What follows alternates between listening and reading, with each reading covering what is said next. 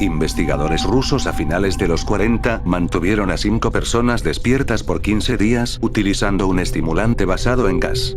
Los tuvieron encerrados en un ambiente sellado para monitorear cuidadosamente el uso de oxígeno, de manera que el gas no los matase, debido a las altas concentraciones de gas. Esto fue antes de que existiera el circuito cerrado, por lo que tuvieron que usar micrófonos y ventanas con grosor de 5 pulgadas para observar a los sujetos. El cuarto estaba lleno de libros, cobijas para dormir, pero ninguna cama, agua corriente, baño y la suficiente cantidad de comida para que los 5 sobrevivieran por un mes. Los sujetos de prueba eran prisioneros políticos y de guerra declarados enemigos del Estado durante la Segunda Guerra Mundial. Todo estuvo bien por los primeros 5 días. Los sujetos rara vez se quejaban después de que, falsamente, se les había prometido su libertad si aceptaban tomar parte de la prueba y no dormir por 30 días. Sus conversaciones y actividades fueron monitoreadas y los científicos notaron que conforme pasaba el tiempo, ellos hablaban sobre incidentes traumáticos de su pasado. Después de 5 días se empezaron a quejar de las circunstancias y eventos que los llevaron a donde estaban y empezaron a demostrar paranoia severa. Dejaron de hablar entre ellos, y comenzaron a murmurar de manera alterna en los micrófonos. De manera extraña, todos parecían creer que podían ganar la confianza de sus captores si traicionaban a sus camaradas. En un principio se creyó que esto era un efecto del gas. Después de 9 días, el primero de ellos empezó a gritar. Corría por todo el cuarto gritando repetidamente por 3 horas seguidas. Después, trató de continuar gritando, pero solo podía dar un grito ocasional. Los científicos postularon que físicamente se había destrozado las cuerdas vocales. La parte más sorprendente de este comportamiento fue cómo sus compañeros reaccionaron a esto. O mejor dicho, cómo no reaccionaron. Continuaban murmurando en los micrófonos hasta que el segundo de los prisioneros comenzó a gritar. 2 de los prisioneros que no gritaban, tomaron los libros y llenaron página tras página de sus propias heces, y de manera calmada, los pusieron sobre las ventanas del cuarto. Los gritos cesaron de repente, al igual que los murmullos de los micrófonos. Pasaron otros 3 días. Los investigadores checaban los micrófonos constantemente para asegurarse de que trabajaban, porque creían que era imposible no escuchar sonidos con 5 personas dentro. El consumo de oxígeno indicaba que los 5 debían seguir vivos. De hecho, el consumo de oxígeno era el necesario para 5 personas que hacían ejercicio extenuante. En la mañana del 14º día, los investigadores hicieron algo que no debían hacer para llamar la atención de los prisioneros. Utilizaron el intercom dentro del cuarto, esperando provocar respuestas de los prisioneros, pues temían que estuviesen muertos, o en estado vegetal. Anunciaron: abriremos el cuarto para probar los micrófonos. Aléjense de las puertas y acuéstense con las manos atrás en el piso o se les disparará. Se le otorgará la libertad a uno de ustedes si obedecen. Para su sorpresa, escucharon solo una frase, con voz calmada: no queremos ser liberados. Hubo gran debate entre los investigadores y fuerzas militares que financiaban el proyecto. Sin poder provocar más respuestas utilizando el intercom, finalmente se decidió abrir el cuarto a la medianoche del día número 15. Se limpió el gas del cuarto, y se llenó de aire fresco. Inmediatamente, voces de los micrófonos empezaron a objetar. 3 voces diferentes rogaban por la vida de sus seres queridos, que encendieran el gas nuevamente. Se abrió el cuarto para sacar a los prisioneros. Gritaron más fuerte que nunca, al igual que los soldados, cuando vieron lo que había dentro. 4 de los sujetos seguían vivos. Las raciones de los pasados 5 días no habían sido tocadas. Habían pedazos de carne de las costillas y pantorrillas del sujeto muerto colocados dentro del drenaje del centro del cuarto, bloqueándolo, permitiendo que 4 pulgadas de agua se acumularan en el piso.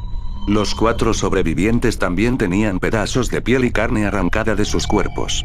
La destrucción de tejidos y la exposición de huesos en la punta de sus dedos indicaba que las heridas fueron infligidas por las manos, y no con los dientes, como era de suponerse. Al examinarlos, se descubrió que la mayoría de las heridas fueron autoinfligidas en su mayoría. La piel y los órganos detrás de las costillas fueron removidos, mientras que el corazón, los pulmones y el diafragma seguían en su lugar. El tracto digestivo de los 4 sujetos podía verse trabajar, digiriendo comida. Rápidamente se hizo aparente estaban digiriendo su propia carne, y que ellos la arrancaron y se la comieron en el transcurso de los días. La mayoría de los soldados eran fuerzas especiales rusas en las instalaciones, pero aún así, muchos se negaron a regresar al cuarto para sacar a los prisioneros.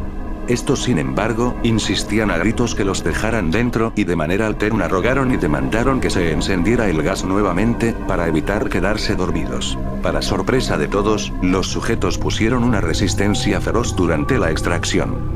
Un soldado ruso falleció cuando un sujeto le mordió el cuello, otro fue gravemente herido cuando otro de los prisioneros le mordió la arteria femoral y los testículos. Otros 5 soldados perdieron la vida, si se cuentan a aquellos que se quitaron la vida en las semanas consecuentes al incidente. Durante la lucha, uno de los prisioneros dañó su vaso, sangrando de manera casi inmediata. Se intentó sedar al sujeto, pero fue imposible. Se le inyectó más de 10 veces de la dosis humana de morfina, y aún así luchó como un animal rodeado, rompiendo las costillas y un brazo de un doctor.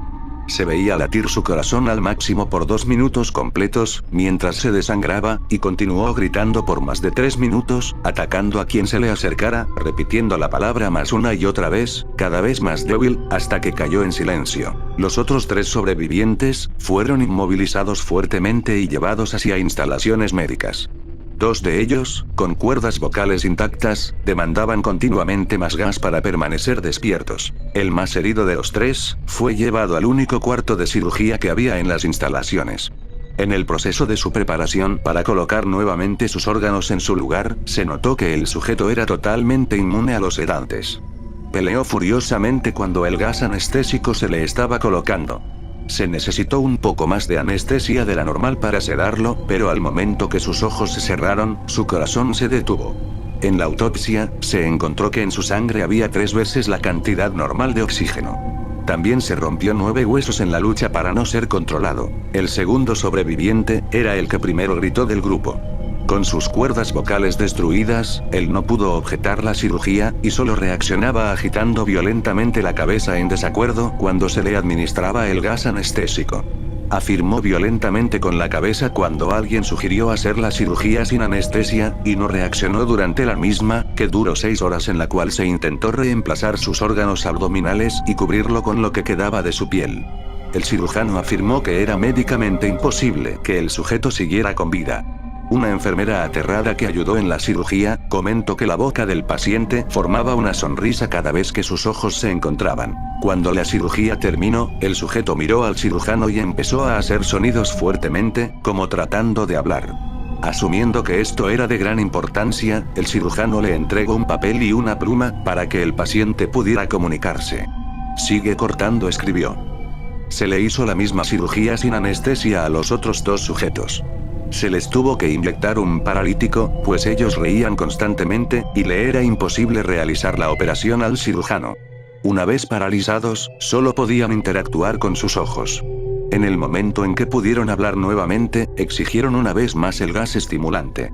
Los investigadores trataron de averiguar por qué se lastimaron de esa forma a sí mismos, y por qué querían el gas nuevamente. La única respuesta fue: debo permanecer despierto. Se reforzó a los 3 sujetos y los devolvieron al cuarto, para espera de su destino. Los investigadores, enfrentando la furia de sus benefactores militares por haber fallado las metas del proyecto, consideraron dar eutanasia a los prisioneros. El comandante, un ex KGB, vio potencial en el proyecto, y en su lugar decidió ver qué pasaría si ponían el gas nuevamente. Los científicos se negaron rotundamente, pero al final, tuvieron que aceptar. En preparación para ser sellados nuevamente en el cuarto, los prisioneros fueron conectados a un monitor de electroencefalografía. Para sorpresa de todos, los 3 dejaron de pelear en el momento que se dieron cuenta que los regresarían al gas. En este momento, era obvio que los 3 estaban haciendo un gran esfuerzo por mantenerse despiertos. Uno de los prisioneros estaba murmurando una canción. El sujeto mudo peleaba con sus ataduras de piel, como si tratara de enfocarse en algo. El último sujeto mantenía su cabeza en la almohada, y parpadeaba rápidamente. Siendo este el primero al que se le puso el monitor, la mayoría de los investigadores monitoreaban sus ondas cerebrales con sorpresa. Eran normales la mayor parte del tiempo, aunque algunas veces aparecía una línea recta de manera inexplicable. Parecía que repetidamente sufrían de muerte cerebral. Mientras analizaban los datos, una enfermera notó que los ojos del sujeto se cerraron. Sus ondas cerebrales cambiaron inmediatamente por las de sueño profundo, luego se pusieron rectas, y de manera simultánea, su corazón se detuvo. El único sujeto que quedaba que podía hablar comenzó a gritar para que lo encerraran en ese momento. Sus ondas cerebrales mostraban las líneas rectas del sujeto que acababa de morir por quedarse dormido. El comandante dio la orden de sellar el cuarto con los 2 prisioneros dentro, junto con 3 de los científicos. Uno de los 3, inmediatamente tomó un arma y abrió fuego contra el comandante, matándolo de un tiro entre los ojos. Después apuntó al prisionero mudo, y le voló el cerebro. Apuntó al prisionero que quedaba vivo, mientras que los demás investigadores escaparon del cuarto. No me encerraran con estas cosas. No contigo. Le gritaba al prisionero que estaba atado al camastro. ¿Qué eres? Necesito saber. El prisionero sonrió, y respondió, ¿tan fácilmente te has olvidado de mí? Somos ustedes. Somos la locura que está encerrada en todos ustedes, rogando por libertad en cada momento de tu vida, desde lo más profundo de tu mente animal. Somos aquello de lo que te escondes en tu cama todas las noches. Somos lo que duermes y silencias y paralizas cuando te vas a tu cielo nocturno, donde no te podemos alcanzar. El investigador hizo una pausa. Apuntó al corazón del prisionero y disparó. La electroencefalografía mostró una línea recta mientras el sujeto débilmente murmuró. Casi tan libre.